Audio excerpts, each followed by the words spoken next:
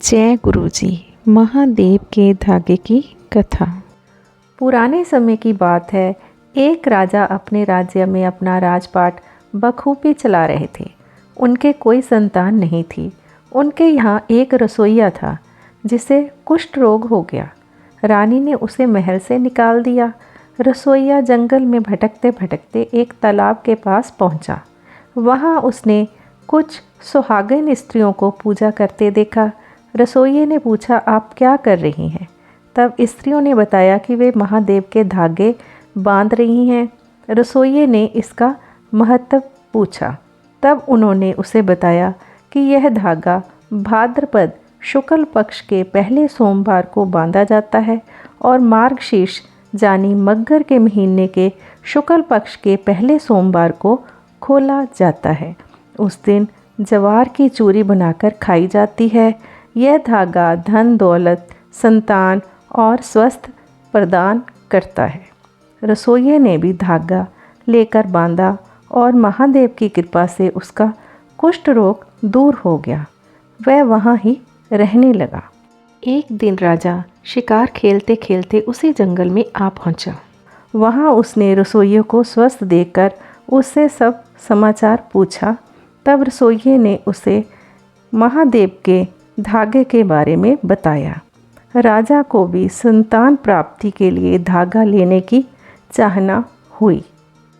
राजा ने भी भाद्रपद माह में पूजा करने आई स्त्रियों से धागा लिया।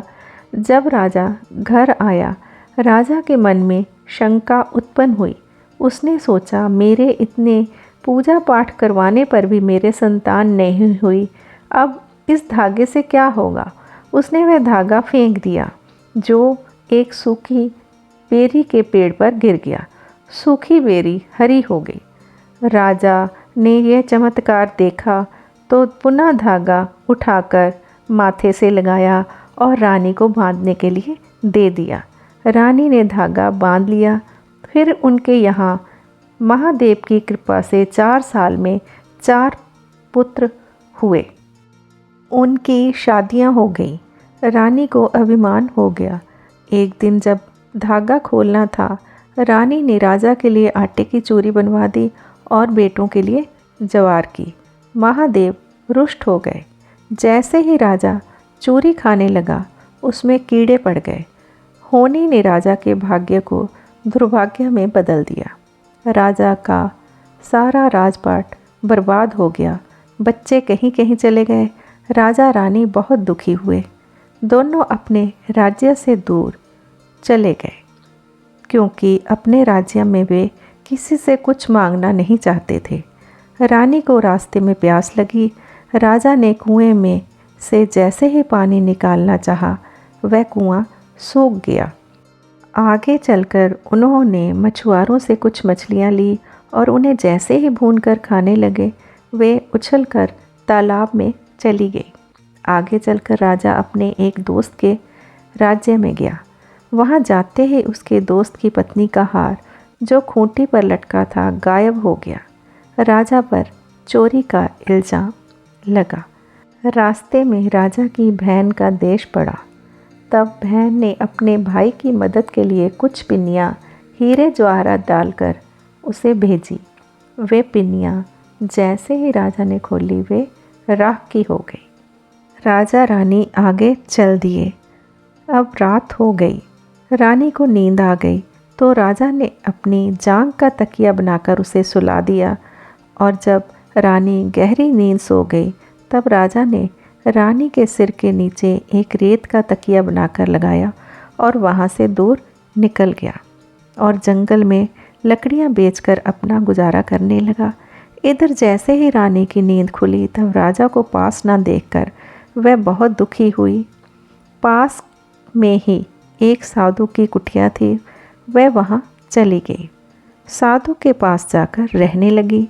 एक दिन उसे महादेव के धागा बांधने का दिन याद आया। उसने भाद्रपद माह में वह धागा बांधा। उधर राजा को भी महादेव के धागे के बारे में याद आई। जब धागा खोलने का समय आया, तब रानी ने साधु से कहा कि अगर कोई आपको भिक्षा में जवार दे तो अलग रख लेना। साधु भिक्षा के लिए गया। राजा ने उसे ज्वार की भिक्षा दी और साधु से महादेव की कहानी सुनाने के लिए कहा। साधु बोला कि कहानी मेरी बेटी सुना सकती है, पर वह 7 पर्दों में कहानी सुनाएगी। राजा इसके लिए तैयार हो गया। रानी ने राजा को सफ़ेद चादर के 7 पर्दों में कहानी सुनाई। जैसे ही कहानी ख़त्म हुई, 7 चादरें फट गई। राजा रानी को देखकर पहले हंसा, फिर रोया। साधु को बुरा लगा कि राजा उसका अपमान कर रहा है। साधु राजा को श्राप देने लगा। तब रानी ने साधु को रोक लिया और अपनी सारी आप बीती सुनाई। राजा रानी मिल गए। साधु ने रानी को विदा किया। रानी ने चारों तरफ धान फेंका, साधु से विदा ली और अपने राज्य की ओर चल दिए। वापसी में पहले राजा की बहन का देश आया। जो पिनिया राख की बन गई थी, वे हीरे जवाहरत की बन गई। रास्ते में राजा के दोस्त का घर आया। वे वहाँ गए। जिस खूंटी ने राजा के दोस्त की पत्नी का हार निगल लिया था, उसने वह हार उगल दिया। आगे चलकर जो भुनी मछलियाँ जल में चली गई थी, राजा के पैरों में आकर गिर पड़ी। राजा अपने देश वापस आया। वहाँ सब कुछ खुशहाल पाया। महादेव की कृपा से राजा रानी के पुत्र और बहुएं भी आ गए। सभी खुशी खुशी अपने घर में रहने लगे। जैसे महादेव ने राजा रानी को खुशियाँ दी, वैसे ही सबको दे, कथा सुनने और कहने वाले को भी दे। बोल महादेव भगवान की जय।